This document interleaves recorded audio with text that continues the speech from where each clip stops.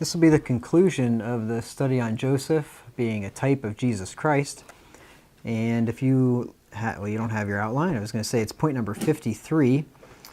And so we're down now to Genesis 43, down to verses 29 and 30 and 34. This will be the 53rd type of Christ. And I'm not going to tell you what it is. I'll just read the passage and then I'll see if you can guess it. Genesis 43, 29 through 30. And he lifted up his eyes, this is Joseph, and saw his brother Benjamin, his mother's son, and said, Is this your younger brother, of whom ye spake unto me? And he said, God be gracious unto thee, my son. And Joseph made haste, for his bowels did yearn upon his brother. And he sought where to weep, and he entered into his chamber, and wept there.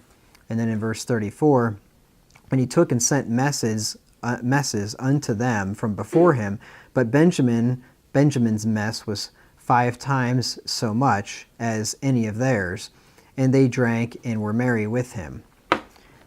Can anybody see any type of a type which is shown in the life of Christ in this? The rich man that came to him and asked him what he should do to be saved, and then walked away and Jesus wept. Oh, the weeping part. I didn't think about the weeping part. That wasn't what I had in mind. That's an interesting thought. Think about Benjamin. Younger brother. He was a younger brother. So Benjamin was Joseph's favorite, right? Obviously, he gave him 5 times as much. He was really looking forward to seeing Benjamin. He wept when he saw him. Now, can anybody think of an example in Jesus' life where he had a favorite? Anybody? John, the Apostle John, yes. Look in John 13 and verse 23. You got to string some verses together here to figure out who this is talking about. But in John 13, he is referred to as the disciple whom Jesus loved. John 13 and verse 23.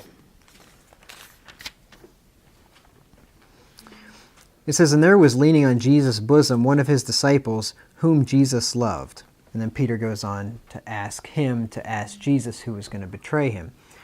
Then in chapter 19 and verse 26, 19:26, when Jesus therefore saw his mother and the disciple standing by whom he loved, he saith unto his mother, Woman, behold thy son. Then saith he to the disciple, Behold thy mother. And from that hour that disciple took her unto his own home. So obviously this disciple whom he loved, he trusted and thought a lot of to give the care of his mother to him. And then we keep reading in John 20 and verse 2, it mentions it again. It says, Then she runneth and cometh to Simon Peter and to the other disciple whom Jesus loved, and saith unto them, They have taken away the Lord out of the sepulchre, and we know not where they have laid him. It kind of makes sense if you think about it. You mentioned it's John, and it is John, and I'll show you that in the next chapter in John 21. But it makes sense that John is not going to identify himself by name. Hey, I'm the one that he loved, right? Yeah. So he just says the one that Jesus loved and being humble about it. But he does identify himself in John 21, 20 through 24. Why wouldn't James have taken care of his mother? Yeah. That's a really good question. Because James was his mother's son, yeah. Or Jude or Simeon, or I don't know. That's a really good question. Yeah.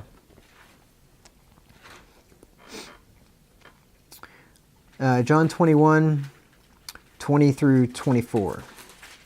Then Peter, turning about, seeth the disciple whom Jesus loved following, which also leaned on his bosom, or on his breast at supper, and said, Lord, which is he that betrayeth thee? So that's what we read about on the first verse that we read in John 13.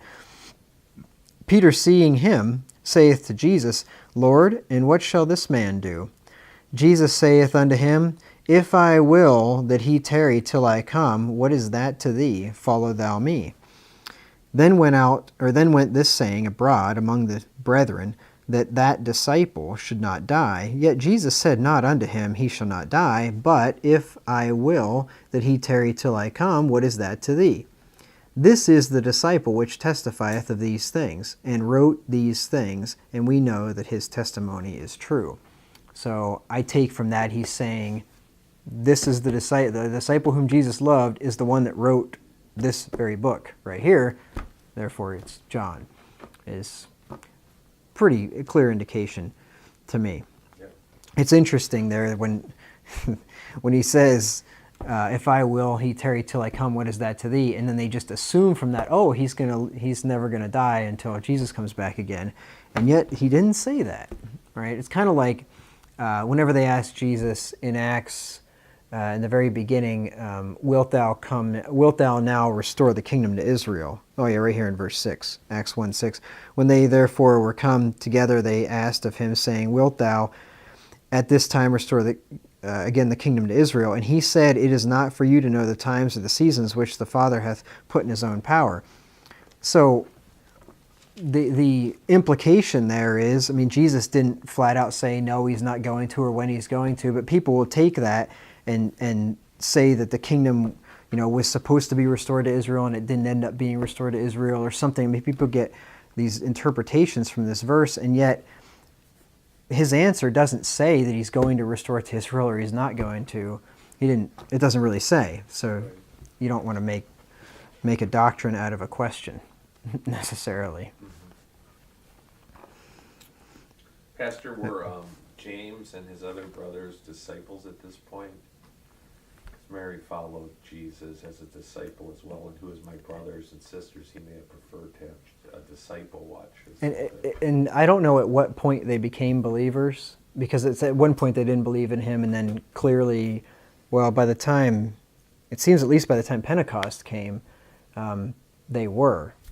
So, I mean, maybe the resurrection, I mean, that would be a good point at which you'd probably believe in him. So, and he was uttering those words to John when he was being crucified. Mm-hmm. And so, yeah, I guess it makes sense that he would give her to somebody that he knew for sure he could trust. He'd rather have a church member take care of his mother than have just even flesh and blood. Mm-hmm. Yep. Mm. And I know of a lot of Christians that have done that with their kids that have, it's never happened to any of them, thankfully, but they picked other church members to take their kids if something would happen to them rather than give them to their own family. Mm-hmm. And I've seen that happen several times. And I do the same thing myself. I love my family, but they're not going to bring my kids up in the faith, so. But anyway. All right, the next one. Let's go to Genesis 45 and verse 1. Genesis 45 and verse 1.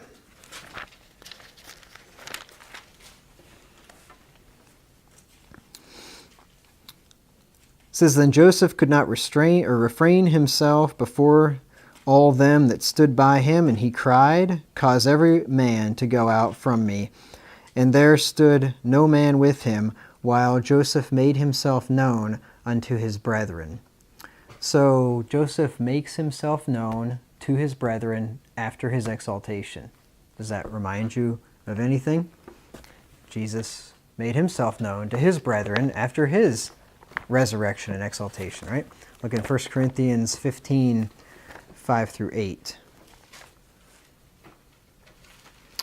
1 Corinthians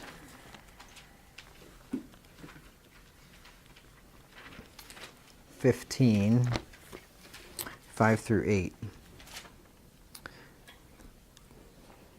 It says, and that he was, this is speaking of Jesus after his resurrection, and that he was seen of Cephas, which is Peter, then of the 12, the apostles.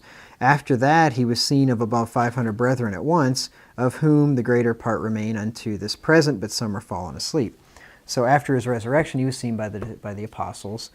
And, and then in verse 7, and after that he was seen of James, and then of all the apostles.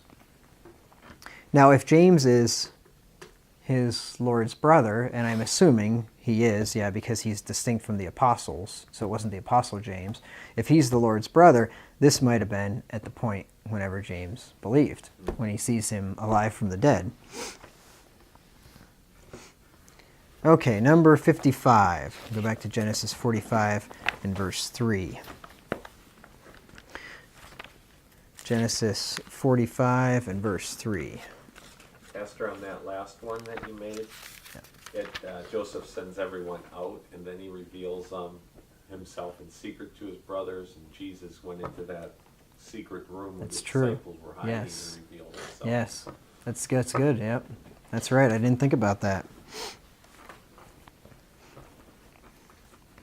Genesis 45 and verse 3. And Joseph said unto his brethren, I am Joseph. Doth my father yet live? And his brethren could not answer him, for they were troubled at his presence. Can anybody think of a parallel here between this and the life of Jesus with his disciples?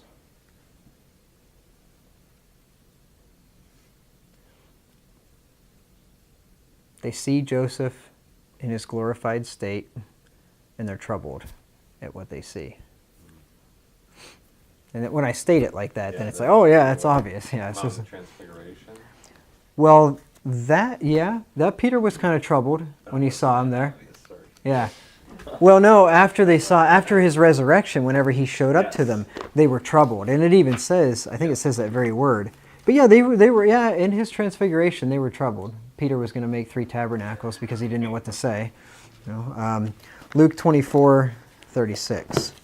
Luke 24 and verse 36. After Jesus' resurrection, he reveals himself to his brethren, and they're troubled at the sight. Luke 24:36 through 38. And as they thus spake, Jesus himself stood in the midst of them, and saith unto them, Peace be unto you. But they were terrified and affrighted, and supposed that they had seen a spirit. And he said unto them, Why are ye troubled, and why do thoughts arise in your hearts? Behold my hands and my feet, that it is I myself. Handle me, and see, for a spirit hath not flesh and bones, as ye see me have. So it says right there, Jesus asked them, Why are you troubled? Joseph's brethren were troubled at his sight. And I can see why they were troubled. I mean, if I would have seen Jesus Christ resurrected in a glorified body, I would have probably been a little bit troubled too. But You would not say to someone, why do thoughts arise? yeah, why do thoughts arise? What's the big deal? Yeah. Okay, back to Genesis 45. 45 and verse 4.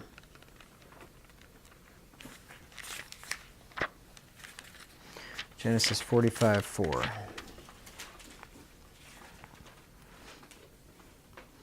And Joseph said unto his brethren, Come near to me, I pray you.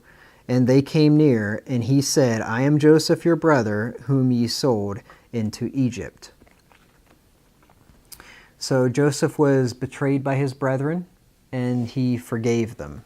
And it doesn't specifically say he forgave them here, but his actions toward them, he's not judging them anymore, right? He's welcoming them in. And so he has forgiven the same people that betrayed him. Of course, we know that Jesus Christ likewise did that. He forgave the very people that delivered him to die in Acts 7 and verse 52. Acts 7 and verse 52.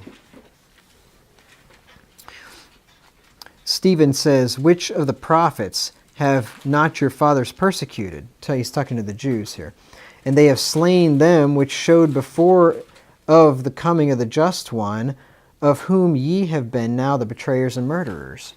So you have the Jews here that were the betrayers and murderers of Christ, and yet Jesus, when he hung on the cross in Luke 23 in verse 34, he said to the very people that crucified him, he said of the people that crucified him, Luke 23:34, then said Jesus, Father, forgive them, for they know not what they do. And they parted his raiment and cast lots. So who exactly he was speaking of there, I don't know, but could very well be the Jews that called for his death, could be the Romans that were crucifying him, it could be both or any number of people, but chances are, since the Jews are the ones that put him up there on that cross, and he says, Father, forgive them, for they know not what they do, and we know that there are elect unbelieving Jews out there, it makes sense that some of those Jews that crucified him are the ones that he's praying for. So his very brethren that betrayed him, he forgave them, just like Joseph. I saw an article where the current Pope forgave Ben, who's the prime minister who's over here from Israel? Oh, Netanyahu. Netanyahu, and Yeah. the Pope and the current Pope forgave him for what he did to Jesus. Forgave Netanyahu? Have you seen that? No. This was several months ago, but yeah, I saw an article on that. They met together, and he said that he forgave. Really? Yeah. And what did Netanyahu think about that? I don't know, because it's sort of like accusing him of killing him. But that's how he's been the Yeah. Catholic position, right? I mean, Yeah. he's always at least held that. And is he forgiving the Jews in general Yeah. for it? Or okay. Yeah, the Jews in The general. Jews in general. Oh, Yeah, okay. they're forgiven. They have absolution from the quote-unquote Holy Father. Really? Oh, Wow. Can you imagine that? How is he to forgive? Yeah. What arrogance. Who is this that forgiveth sins but God alone, right? That's what they said. Yeah. Wow. I'll double check that, but yeah, I saw Yeah. an article on that. I thought that was Which is kind of funny because it's implying that you're the ones that killed him. And Yes. I think they deny it, right? Or They do, yes. Yeah. They say it was the It Romans. was the Romans that yeah. did it. It hadn't occurred to me till just now. So if Joseph hadn't done what he did, all those people would have died of starvation. Right.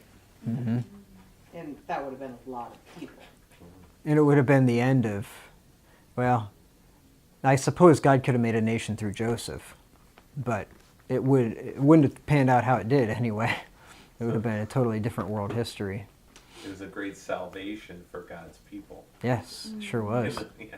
Yep. And that'll be another one of the Did you have that picture. one? Oh yeah, yeah. I'll put that. Yeah. That was a good one. I didn't catch that. Yeah, that's right. All because it was 70 people came up there out of from Canaan down to Egypt, and yeah, they would have. There was another 7 years or another It 5. wasn't just Egypt, it was, Yeah, it was a drought, at least as far up into modern day Israel, up in the land of Canaan, and so yeah. And I'm assuming it was, I don't know, regional thing, a large region of the earth. It seems like, because if it wasn't, you know, if you could go to Syria or something, they'd probably just head up that way or something. I would think. no, it just occurred to me because by the way he said it to his brothers, I mean, he was basically saying to them, if you hadn't done what you did, I wouldn't have been in Right. the position to have done what I did. That's exactly right, and that's in the providence of God.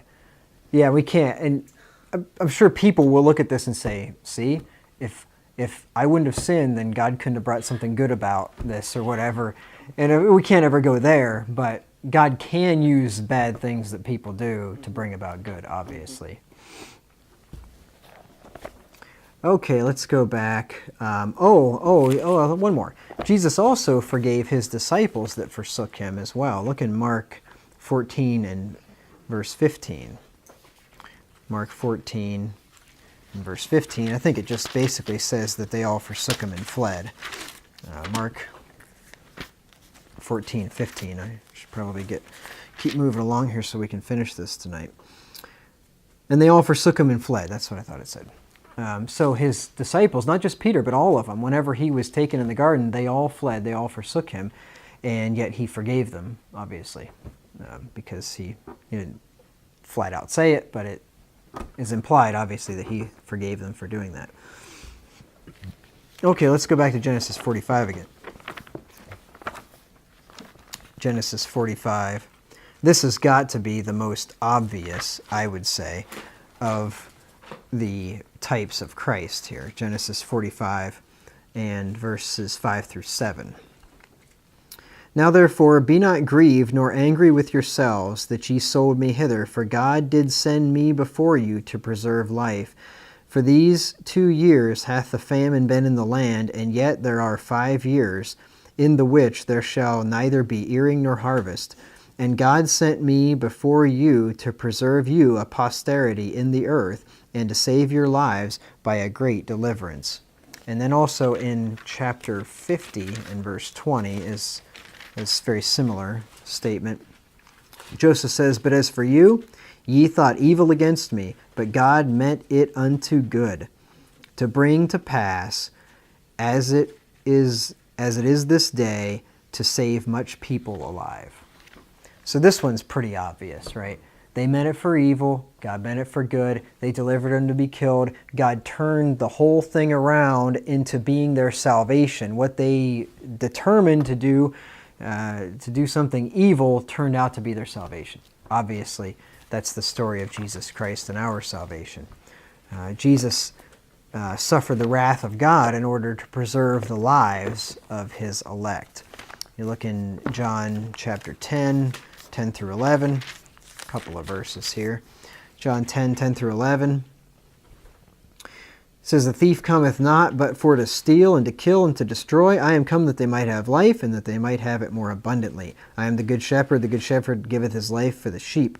In verse 28, "I give unto them eternal life, and they shall never perish, neither shall any man pluck them out of my hand." So Jesus came to lay down his life, and by laying down his life, he gave life to his sheep, just like Joseph. Isaiah 53 and verse 5. Isaiah 53 and verse 5. It says, "But he was wounded for our transgressions, he was bruised for our iniquities. The chastisement of our peace was upon him, and with his stripes we are healed." You just think about that. Think about that. I mean, obviously we know this is a prophecy of Jesus Christ, but then think about it with Joseph. He was wounded for the transgression of his brethren. His brothers transgressed and sold him into slavery, and he was wounded because of that. And because of his chastisement comes their peace. With his stripes, they're healed. Joseph ended up in prison, and all these bad things happened to him. And because of all that, he ends up healing them by providing for them in the end. An amazing story. And it says that we are, in Jude 1:1, it says that we are preserved in Jesus Christ and called. So Jesus was for our preservation, the preservation of life. All right, let's go back to Genesis 45 and verse 8. Genesis 45 and verse 8.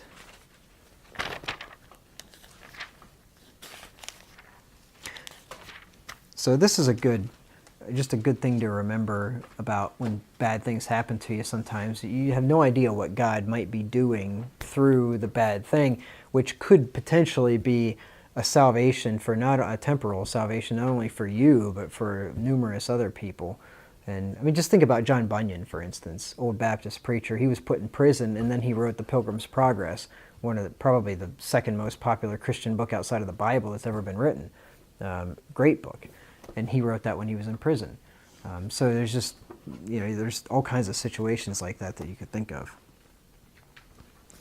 Okay, Genesis 45 and verse 8. "So now it was not you that sent me hither, but God. And he hath made me a father to Pharaoh, and lord of all his house, and a ruler throughout all the land of Egypt." So Joseph is made lord of the kingdom by God. Okay? I think we can see a parallel there. Jesus Christ was made the King of Kings and Lord of Lords. And I'm not going to take you to that one. You know where that is in 1 Timothy 6:15, where it says that he's a blessed and only potentate, the King of Kings, Lord of Lords. It says in Acts 2:36 that God hath made this same Jesus both Lord and Christ. So after his exaltation, he's made Lord of the kingdom by God, just like Joseph was. Genesis 45, 9 through 13. See here that Joseph is sent to his brethren to tell them the good news, or to tell them to go spread the good news of his lordship. Let's read that. Genesis 45, 9 through 13. Or 9 and 13. "Haste ye, and go up to my father, and say unto him, Thus saith thy son Joseph, God hath made me Lord of all Egypt. Come down unto me, tarry not." And then down in verse 13, "And ye shall tell my father of all my glory in Egypt, and of all that ye have seen, and ye shall haste and bring down my father hither." So with going to tell his father, there's not a direct parallel with Christ, but Joseph is exalted, and then he sends his brethren to go tell others about his exaltation. Obviously, we can see a picture of Christ there telling his disciples to go tell the good news of his lordship to the world. Look at Matthew 28, 18 through 20. Matthew 28, 18 through 20. "Jesus came and spake unto them, saying, All power is given unto me in heaven and in earth." pretty much Joseph was in that same position in a limited extent, but he was in charge of the most powerful kingdom in the earth. Go ye therefore and teach all nations, baptizing them in the name of the Father, and of the Son, and of the Holy Ghost, teaching them to observe all things whatsoever I have commanded you.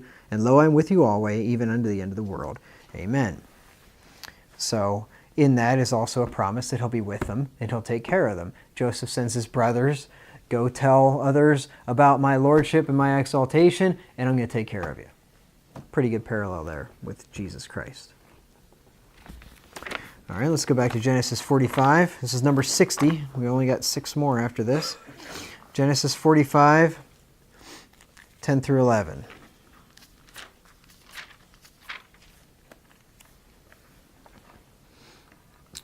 And thou shalt dwell in the land of Goshen, and thou shalt be near unto me, thou and thy children, and thy children's children, and thy flocks, and thy herds, and all that thou hast. And there will I nourish thee, for yet there are 5 years of famine, lest thou and thy household and all that thou hast come to poverty.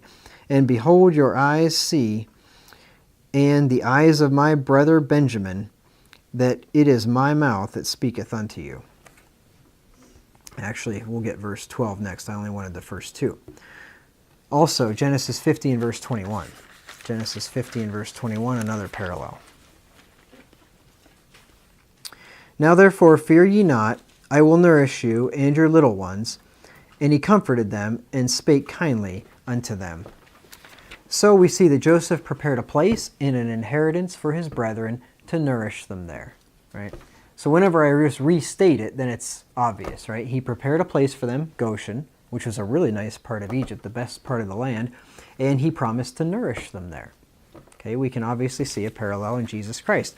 Remember John 14, 2 through 3? Jesus said that I go to prepare a place for you.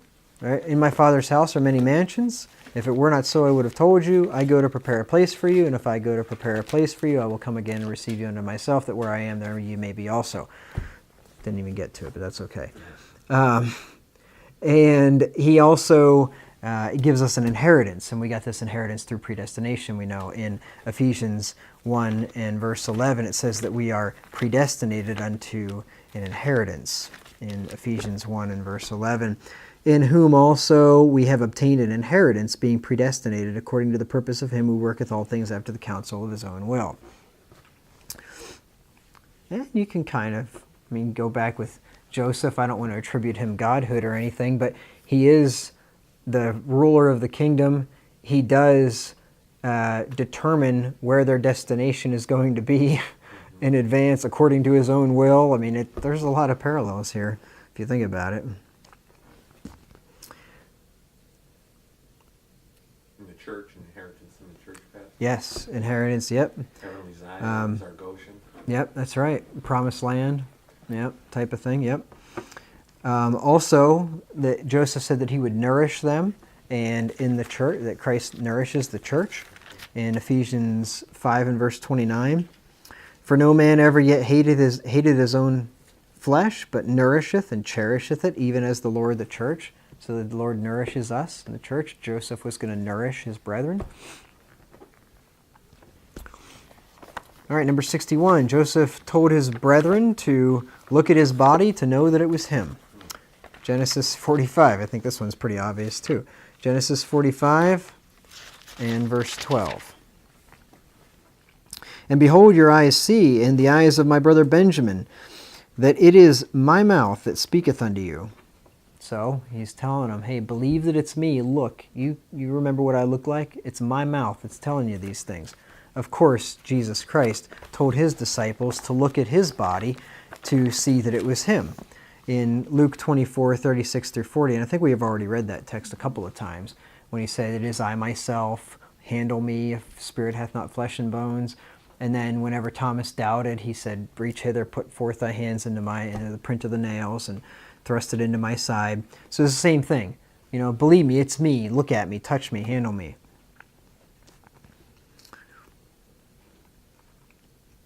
Number 62. Joseph gave his brethren all that was necessary for them to make it to the land that he had given them. Genesis 45, 21 through 24. Genesis 45, 21 through 24. And the children of Israel did so, and Joseph gave them wagons according to the commandment of Pharaoh, and gave them provision for the way. To all of them he gave each man changes of raiment, but to Benjamin he gave 300 pieces of silver and 5 changes of raiment.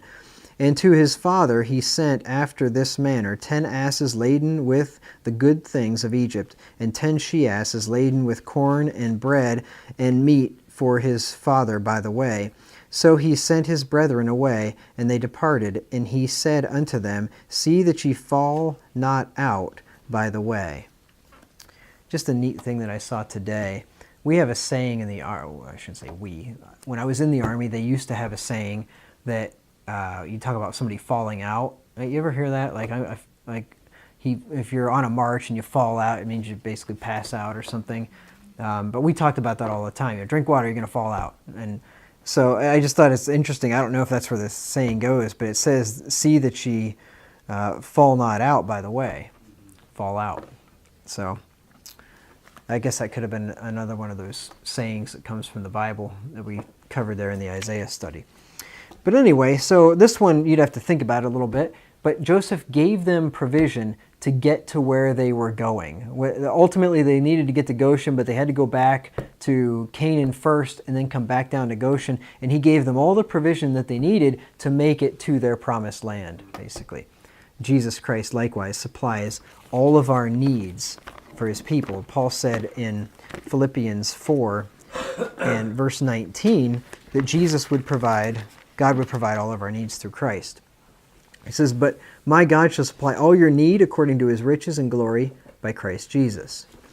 So there's no reason to fear or worry. God will provide. Doesn't matter what happens in this crazy economy, God will provide for his children. Jesus made provision that his people would make it to heaven with him. Remember, he said, all that the Father giveth me shall come to me, and he that cometh to me will in no wise cast out. So all that were given to him will come to him. Jesus makes sure everything happens that has to happen for us to end up in heaven. He does it all, just like Joseph did it all. Those guys didn't have any provision. They couldn't have made it back down to Canaan, and again, they were out of food. They had nothing. And he provided everything that they needed to get there. All you have to do is go to Goshen. Well, Yeah. we can't get there without his provision. Exactly. Good point. Yep. Yeah, I just think about that. If Joseph was an Arminian, he would have said, well, just, you can get there of your own will. Just think about it real hard and choose to go, and you'll make it there. Yeah. Definitely.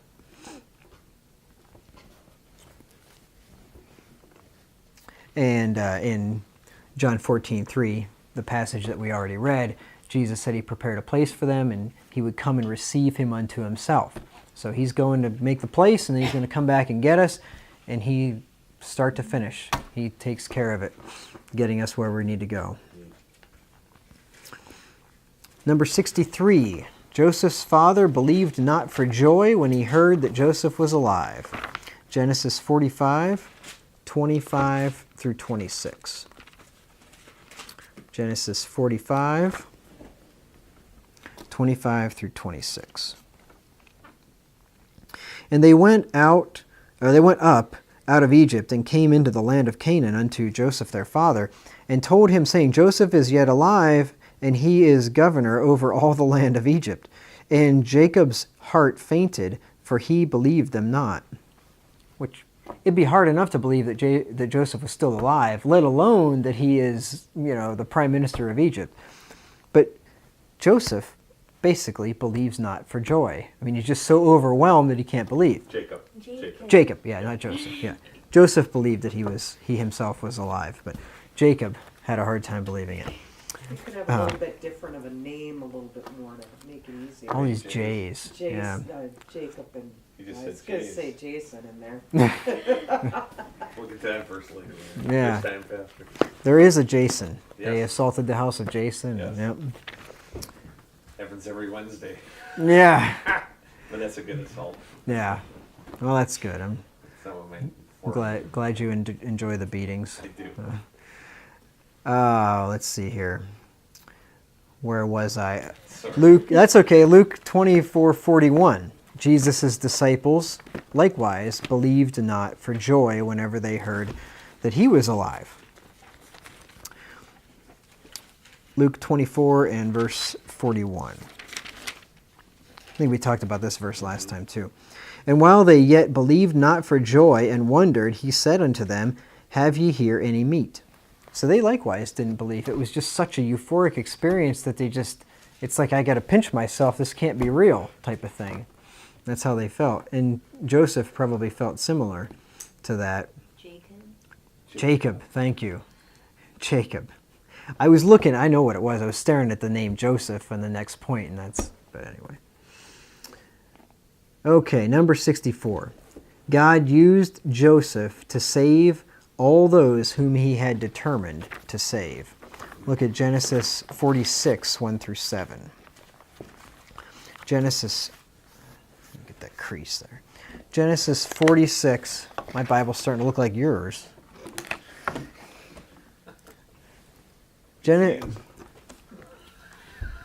I wouldn't, you can't attribute that to use. This is use, Pastor. This Bible is like 5 years older than yours, and I imagine gets used just a little bit more than yours, Yes. and it looks like yours is 20 years older than mine. I don't use it skillfully, but It I is use it. abuse is what it is, not use. All right, John, where was I? Genesis 46, 1 through 7. And Israel took his journey with all that he had, and came to Beersheba, and offered sacrifices unto the God of his father Isaac. And God spake unto Israel in the visions of the night, and said, Jacob, Jacob. And he said, Here am I. Am I in the right? Let me make sure. Yeah, 46. Okay, I'm good. All right, I just want to make sure. And he said, I am God, the God of thy father. Fear not to go down into Egypt, for I will there make of thee a great nation. I will go down with thee into Egypt, and I will also surely bring thee up again. And Joseph shall put his hand upon thine eyes. And Jacob rose up from Beersheba, and the sons of Israel carried Jacob their father, and their little ones, and their wives, in the wagons which Pharaoh had sent to carry him. And they took their cattle and their goods, which they had gotten in the land of Canaan, and came into Egypt, Jacob and all his seed with him, his sons and his sons' sons with him, his daughters and his sons' daughters, and all his seed brought he with him into Egypt. So if you think about it, Joseph saved all those whom God had determined to save. He sent enough wagons down there and enough provision to get them all. So he gave them enough to get the job done, and he brought the whole group back. He didn't lose any, right? Just like Jesus. He saved all that God had determined to save. He didn't lose any. John 6, 36 through 37. Very familiar verse to all of us. Verses. John 6, 37 through 39. All that the Father giveth me shall come to me, and he that cometh to me I will in no wise cast out. For I came down from heaven, not to do mine own will, but the will of him that sent me. And this is the Father's will which hath sent me, that of all which he hath given me, I should lose nothing, but should raise it up again at the last day. And then in John 17, 2 through 4, Jesus said that God had given him power over all flesh, and he would give eternal life to as many as he had given him. John 17, 2 through 4, As thou hast given him power over all flesh, that he should give eternal life to as many as thou hast given him. And this is life eternal, that they might know thee, the only true God, and Jesus Christ whom thou hast sent. I have glorified thee on the earth, I have finished the work which thou gavest me to do. You think about it, Joseph had the means to save probably a whole bunch of people where Jacob's family lived, right? But he decided to save Jacob's family, the Israel of God, if you will. And he saved them, and he brought them back without losing any. All right, number 65, two more. Joseph nourished his brethren with bread. Genesis 47, 11 through 12. Genesis 47, 11 through 12. And Joseph placed his father and his brethren and gave them a possession in the land of Egypt, in the best of the land, in the land of Ramses, as Pharaoh had commanded. And Joseph nourished his father and his brethren and all his father's household with bread according to their families. This one's pretty obvious. Joseph nourished his people with bread. Jesus nourished his people with bread. He fed the 5,000, of course, but spiritually he nourished all of his children with bread that was himself. John 6 and verse 35. John 6, 35.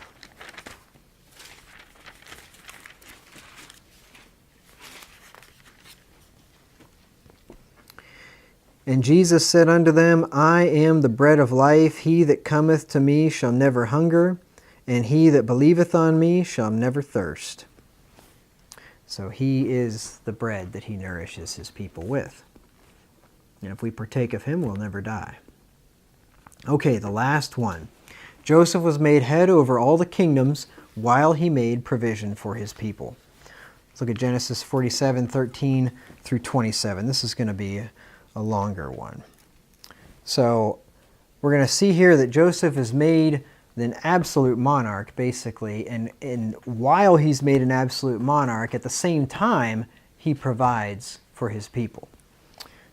And then I'm going to make some comments on here just to show you that this is a good description of an authoritarian, totalitarian government. It's quite interesting.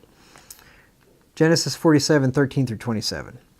And there was no bread in all the land, for the famine was very sore, so that the land of Egypt and all the land of Canaan fainted by reason of the famine. And Joseph gathered up all the money that was found in the land of Egypt and in the land of Canaan for the corn which they bought, and Joseph brought the money into Pharaoh's house. And when the money failed, which fail means to be absent or wanting, and when the money failed in the land of Egypt, and in the land of Canaan, all the Egyptians came unto Joseph and said, Give us bread, for why should we die in thy presence? For the money faileth. And Joseph said, Give your cattle, and I will give you for your cattle, if money fail. And they brought their cattle unto Joseph, and Joseph gave them bread in exchange for horses, and for flocks, and for the cattle of the herds, and for the asses, and he fed them with bread for all their cattle for that year. When that year was ended, they came unto him the second year, and said unto him, We will not hide it from my lord, how that our money is spent. My lord also hath our herds of cattle. There is not aught left in the sight of my lord, but our bodies and our lands. Wherefore shall we die before thine eyes, both we and our land? Buy us and our land for bread, and we and our land will be servants unto Pharaoh, and give us seed, that we may live and not die, that the land be not desolate. And Joseph bought all the land of Egypt for Pharaoh, for the Egyptians sold every man his field, because the famine prevailed over them. So the land became Pharaoh's. This is basically a communistic system, right? Land confiscation, although it wasn't confiscation per se, because they had to sell it to them, so it's different. He's not stealing it. Verse 21. And as for the people, he removed them to cities from one end of the borders of Egypt even to the other end thereof. Concentration camps. Right. Verse 22.